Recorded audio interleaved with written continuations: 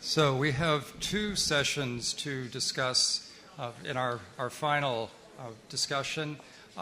This last one, of course, dealing with Picasso's writing and his collaboration with filmmakers, bringing up, as Andrula said, yet another question of how we define the identity of Picasso, which I think is particularly interesting in combination with the session that we had just previously of our three artists and the discussion of Picasso Baby, because one could almost say these are opposites, the focus on writing and the filmmaking, which is still relatively unknown among the general public and even many Picasso scholars, and yet the insistence on the part of these artists that indeed we should see Picasso as a visual artist. I'm sure many of them are interested in his writing and his films as well, but the references that were made in their presentations were to painting and sculpture and prints and drawings rather than to this final aspect. And I think one of the ways certainly to measure the importance of an artist is the extent to which he continues to be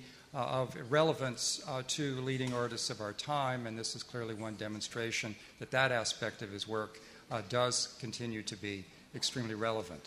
So I'd like to ask if any of you at this point have questions for any of these two groups of speakers.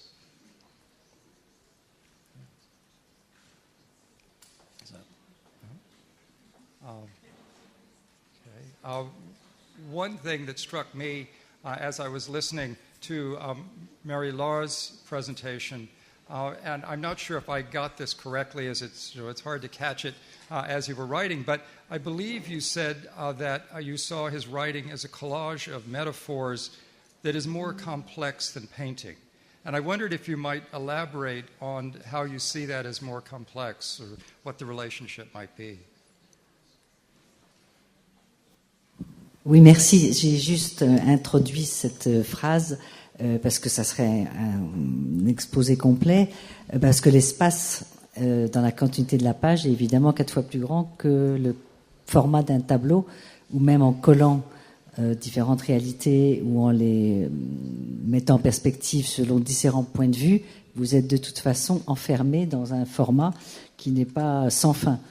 Or, ce qui est intéressant dans l'écriture, c'est qu'il peut mélanger, sans aucune grammaire, aucune syntaxe, comme on l'a vu, d'accumuler des images, des métaphores, en faisant se bousculer d'ailleurs de façon très abrupte un passage d'un registre à l'autre, animal, végétal, espace, répétition. Il a beaucoup plus de liberté dans l'écriture, et je pense qu'il en profite énormément. Mais évidemment, ça serait un autre développement d'analyse de l'écriture qui n'était pas le sujet de cette lecture aujourd'hui. Mais je voulais juste le souligner. Le recours à l'écriture a plein de raisons, mais aussi cet énorme espace que lui permet la continuité de l'écrit et des pages et des pages. Évidemment, il aurait fallu que je montre peut-être plus les manuscrits, feuilles de papier d'arche, qui sont une énorme masse, hein. Quand on a découvert avec Christine dans les archives ce paquet entier de manuscrits qui sont d'une magnifique calligraphie, comme on l'a vu, mais qui résultent de très très nombreux petits papiers, carnets, brouillons, répétitions, variations. Donc l'idée, c'est qu'il faut toujours mettre en perspective les deux processus, même qui s'expriment de façon différente dans les images et dans les mots. Parce que Picasso expérimente aussi la répétition, la variation, il expérimente plein de modèles d'écriture. Encore une fois, c'est pas le sujet que je voulais traiter, mais qu'on a largement exploité déjà quand on a publié les écrits. Et je pense que c'est toujours important de mettre les deux en relation. J'espère que j'ai répondu à votre question. Yes, thank you very much. Here we have questions. Oui, bonsoir. Je voulais dire que j'ai énormément apprécié les 3 dernières présentations qui éclairent beaucoup la façon d'être, de travailler de Picasso. J'avais une question à Marie-Laure Bernadac. Elle évoque que dans les poèmes, Picasso parle beaucoup d'amour et essentiellement de l'amour à Marie-Thérèse. Et on a tendance parfois à lire qu'en fait la seule personne qu'il a aimée, c'est Marie-Thérèse. même si Geneviève Laporte dit qu'il y a qu'elle qui a été aimée. Voilà, c'est pour un peu lancer la polémique. Et ma question était justement de dire, est-ce qu'il n'a pas aimé presque autant toutes ces femmes, pas forcément très longtemps, mais à chaque fois, il était très amoureux quand même.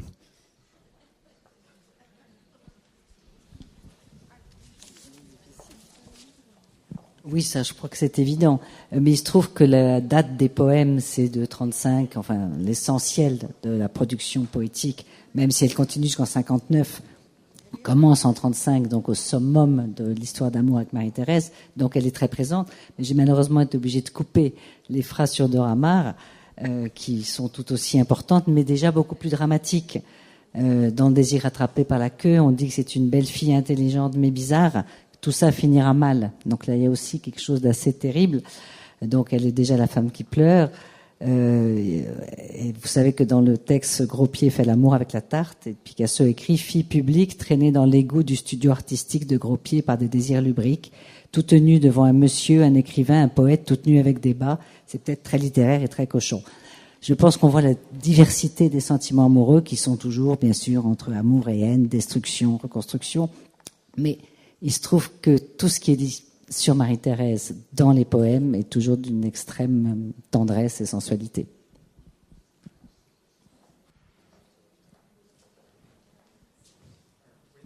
We now have many questions, so, well, merci. J'avais une question pour Guillermo Cuitca. Oui, yes. Je parle en français ou en anglais? English. Thank you for your intervention, which was very interesting. And there is something you haven't spoken about, I think, is scale. Because the Cubist artworks from Picasso, as many of his artworks, except some masterpieces, are not so big. They are domestic. Picasso would do paintings for homes, or that could be in homes. And your paintings are sometimes I know a bit of your work, so if I could remember, are sometimes quite big and impressive, like Guernica, for example, or that kind of scale.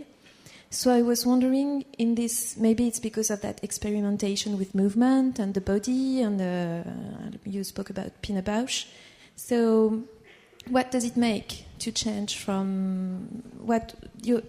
Does your reflection on Cubism was influenced or was enriched by that changing of scale? Voilà.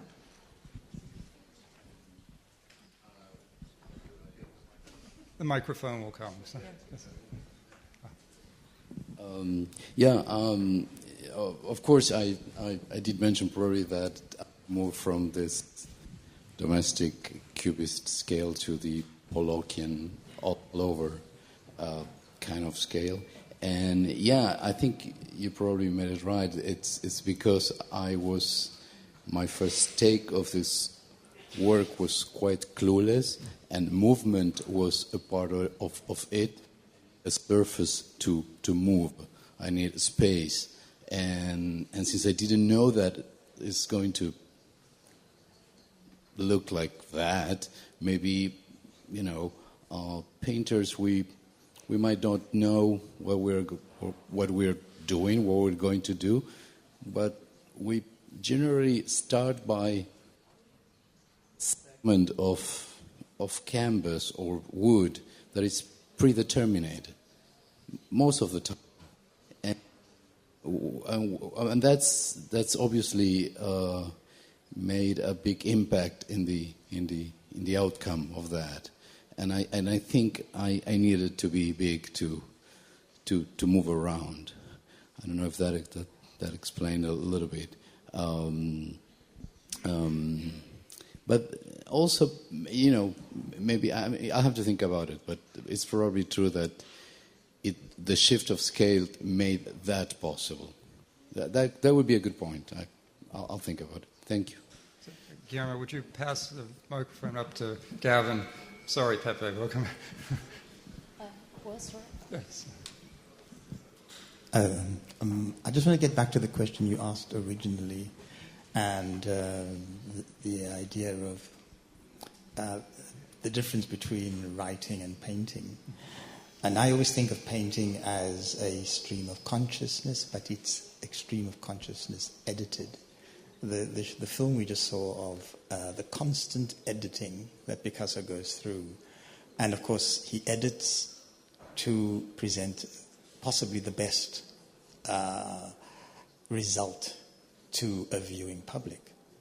How does this feature in relationship to his writing? Does he edit? Does he have a publisher? Does he sit down with somebody? Has he got a target audience? Well, perhaps, Andrula, would you like to respond to that?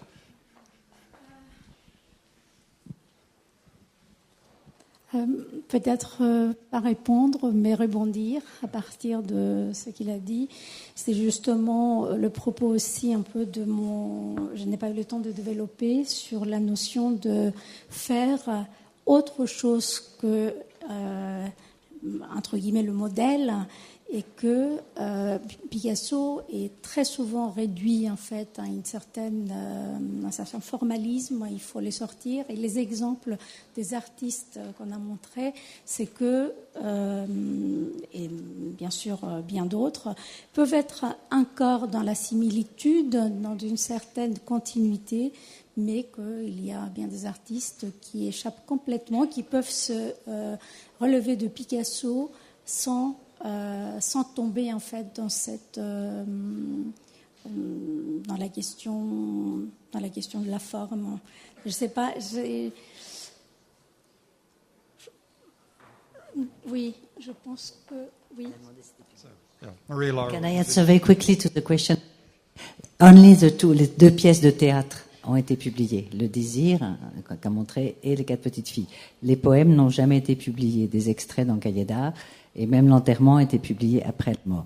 Donc il y a en effet des parties publiées qui sont des pièces de théâtre, mais la partie politique n'a jamais été publiée, sauf en 89. Et si je peux me permettre, moi je voulais féliciter les organisateurs du choix des 3 artistes contemporains, parce que je crois que vous nous avez montré 3 héritages très différents. Et c'était vraiment passionnant. C'est pas un hasard s'ils sont américains, indiens et d'Afrique du Sud. C'est une question ouverte aussi. L'un a montré qu'à partir du cubisme, on pouvait vraiment le développer dans l'espace, dans la perspective. Il est vraiment parti d'une leçon pour en faire une 3 dimensions et pour en faire un travail extraordinaire. Donc il est vraiment direct dans un héritage d'un mouvement. L'autre est plutôt dans une réappropriation des images, d'un mythe. Et Gavin, qui pourrait poser des questions, parle de la vieillesse. Et ça, je trouve que c'est formidable de parler de la vieillesse en art, puisque j'avais fait ce dernier Picasso et je sais que un conservateur ici du musée Picasso s'intéresse à cette question et qu'il osait parler de est-ce que donc la question est-ce que la vieillesse est toujours un retour à l'enfance? Est-ce que pour vieillir bien il faut avoir toujours été un enfant? Picasso dit que finalement un artiste est toujours un enfant, il finit en enfant. Voilà, je voulais lui poser la question, s'il peut développer encore cette question de qu'est-ce qu'on fait dans le grand âge? Vaste question. All right. So I think there were some other hands, Oh, in the back. Yes. Yes, Martin.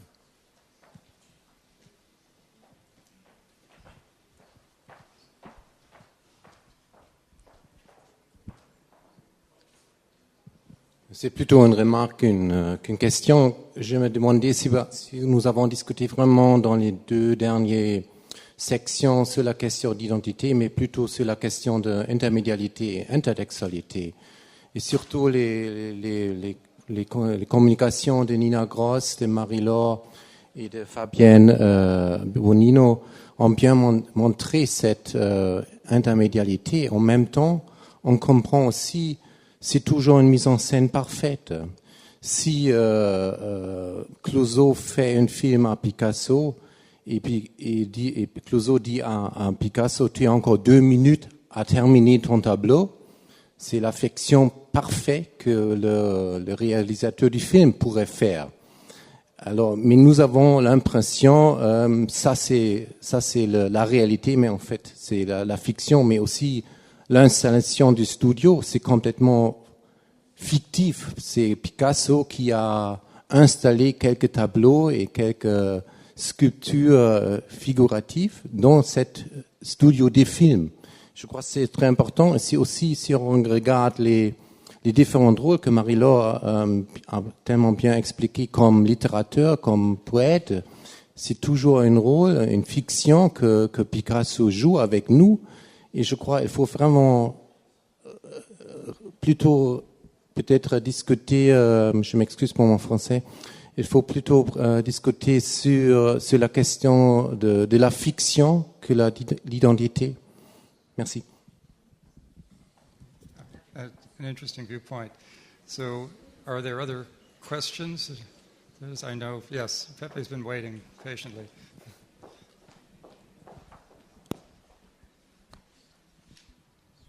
I'd like to second what Marie-Laure said about how wonderful it has been to have these three contemporary artists here. That I think the best commentary on art is always the work of another artist, and to have the three of you here today has been wonderful.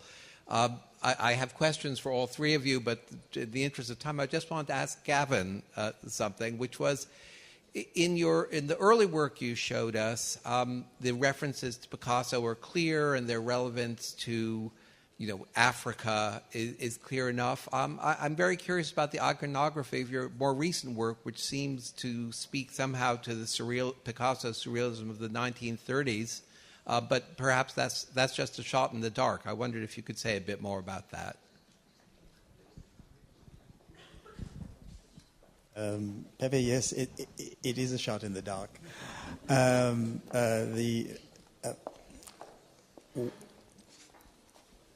trying to. I think my own personal history is a very strange one, because I gave up my studio and became a curator and a museum director, and did that for 16 years. And I've only recently returned to my studio. The last 2 years I've been painting, and the reason then was, do I just pick up where I left off? And where I left off when things were successful, I gave up my painting career when works were being brought into museums, and I put a stop to that.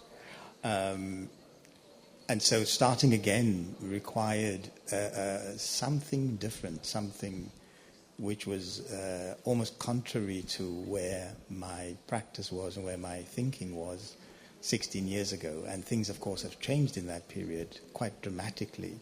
And one of the things that I am very concerned about is something that we just talked about recently, and that is this concern about visualization, that we have lost something of this action of looking that in the periods of postmodernity and conceptualism, the gallery has become very much a library, a place where you read, where you research, where it's an archive, it's all sorts of other things. But one of the things we don't really go into the museum for is to just have the pleasure of looking. And my current work is actually to say, well, how do I get you to look? I was impressed by my friend and colleague Chris O'Feely, who a few years ago I did an exhibition in New York in which he darkened the room. And everybody got really angry with him because you couldn't see anything. And it was exactly this idea. I want you to come into the space and look again. Don't read text. Use the tools that you've always used, and come and look. So there aren't any references to anything in my work that goes in any direction. It's simply a process of putting down one layer of paint against another and seeing what joy comes out of looking. So any other questions that come up? Then perhaps I'll ask one for our final event that might bring us back to the issue of identity. Because I was very interested when Gavin brought up the concept of the nomad that was so relevant to him in relation to Picasso, and it strikes me that might be a concept that could be relevant to Guillermo and to Atul as well, and I wonder if it resonates with them or it doesn't seem relevant at all. Is Atul or Guillermo? Atul is in the back. Oh. Thank you. No, I think it doesn't matter where you are, where you belong, because it could be a starting point, to understand yourself and or any artist. But after a point, the creativity takes over. And I think then you are in a kind of realm which is of a pure invention, inventing something, seeing something new. And all the time, the constant surprise, that is the prior concern of mine, at least as an artist. So, Guillermo, are you interested in replying, or shall we leave it in limbo? I subscribe. Yeah. Okay, fine. Well, thank you so much then to the speakers in particular, but also for all of you who have attended and so patiently and so politely. Thank you.